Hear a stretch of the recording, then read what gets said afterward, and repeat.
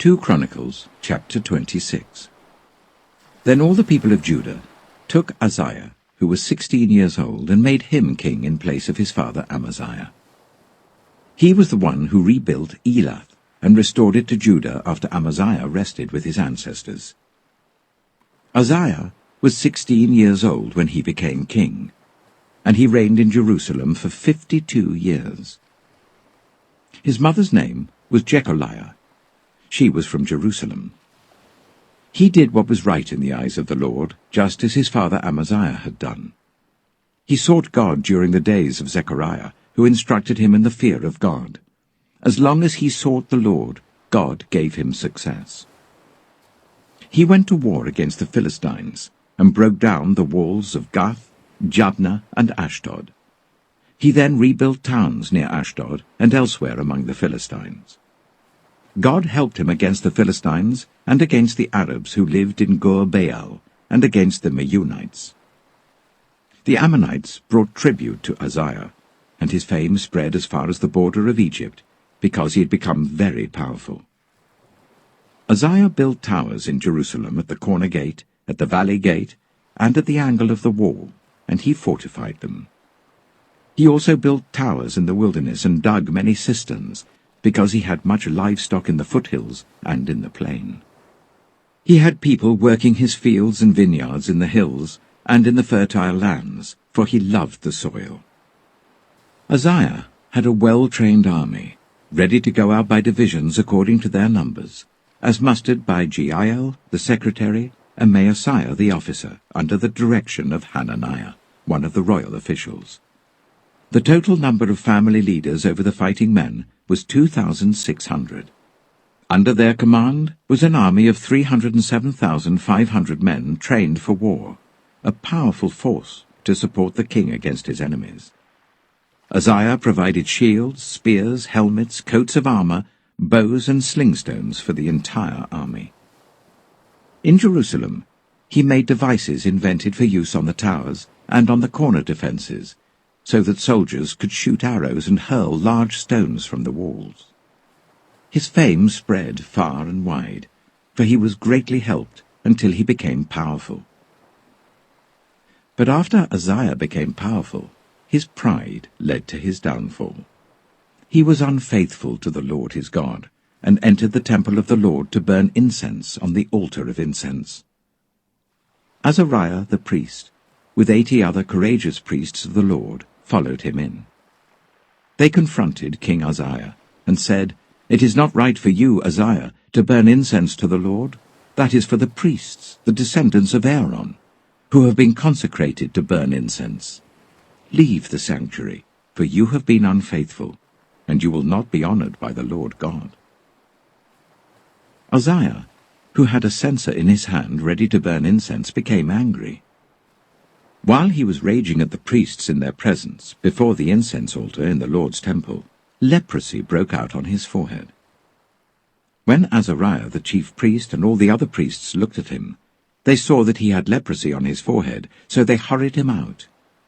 Indeed, he himself was eager to leave, because the Lord had afflicted him.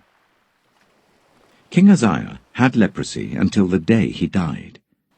He lived in a separate house, leprous and excluded from the temple of the Lord. Jotham his son had charge of the palace and governed the people of the land. The other events of Uzziah's reign from beginning to end are recorded by the prophet Isaiah, son of Amoz. Uzziah rested with his ancestors, and was buried near them in a cemetery that belonged to the kings, for people said he had leprosy. And Jotham his son succeeded him as king. Revelation chapter 13.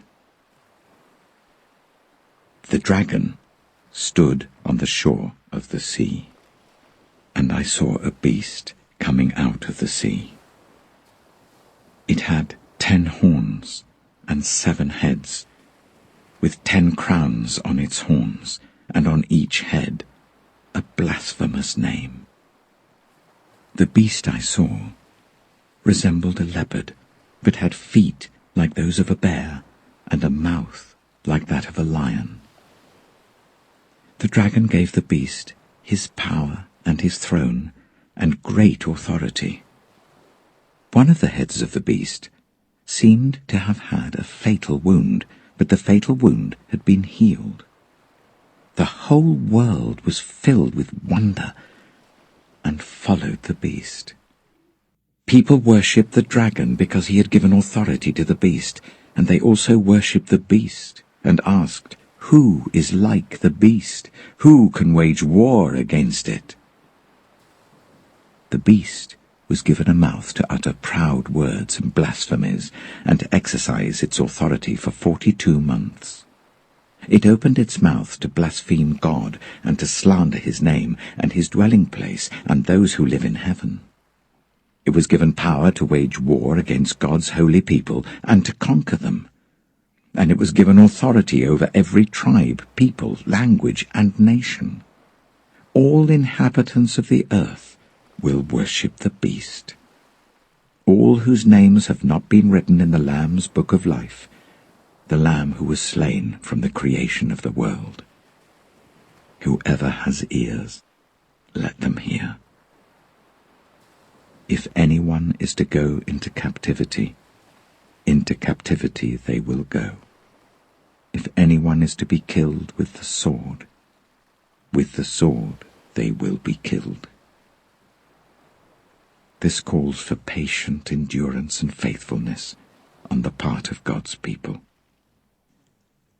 Then I saw a second beast coming out of the earth.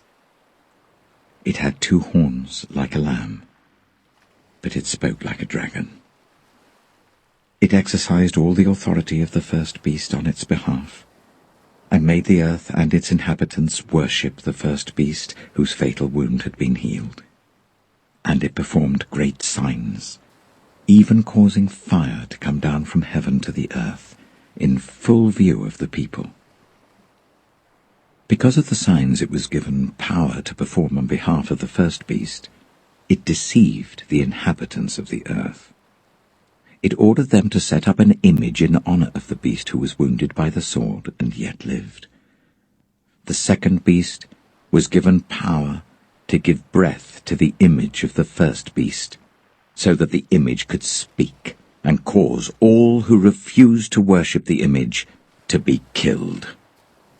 It also forced all people, great and small, rich and poor, free and slave, to receive a mark on their right hands or on their foreheads, so that they could not buy or sell unless they had the mark, which is the name of the beast or the number of its name. This calls for wisdom.